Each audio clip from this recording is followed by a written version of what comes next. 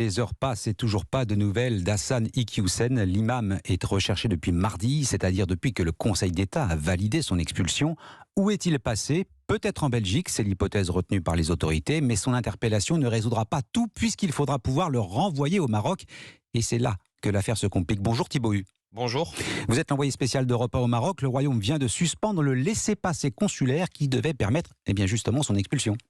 Oui, ce qu'il faut comprendre, c'est que le Maroc avait espoir en donnant son feu vert d'apaiser ses relations tendues avec la France, surtout depuis que les obtentions des visas français ont été restreintes. Mais la cavale du prédicateur et sa forte médiatisation ont mis le feu aux poudres. Rabat opte finalement pour la prudence, demi-tour, avant que l'affaire ne s'emballe trop et devienne un sujet délicat de politique intérieure. Selon des sources proches du dossier ici au Maroc, on a eu peur que ce laissez-passer ne devienne une véritable humiliation, surtout parce que l'imam Hassan Iqiyoussen est né en France, y a vécu toute sa vie et n'est que très rarement retourné dans son pays d'origine. Et les Marocains, Thibaut, que pensent-ils de cette décision ? Eh bien, la plupart soutiennent la décision de Rabat. J'ai pu discuter avec Bachir, par exemple, un restaurateur casablancais. Il est soulagé que le Maroc mette fin à la procédure. Non, le Maroc, c'est pas une poubelle pour des choses comme ça. C'est un citoyen marocain et français. Il a vécu presque les 3/4 de sa vie en France, sa famille, tout ça.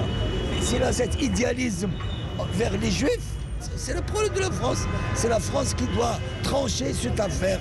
Mohamed, lui, voit encore plus loin. Selon lui, ce refus va faire jurisprudence et empêcher toute future tentative d'expulsion depuis la France vers le Maroc. La France, elle veut se débarrasser de tout ce qui est mauvais là-bas. Mais on ne peut pas, là. Parce que le Maroc aussi, si on veut se débarrasser de tout ce qui est mauvais là-bas, donc ça va être vide aussi, non ? Il vaut mieux que chacun prenne sa part de responsabilité.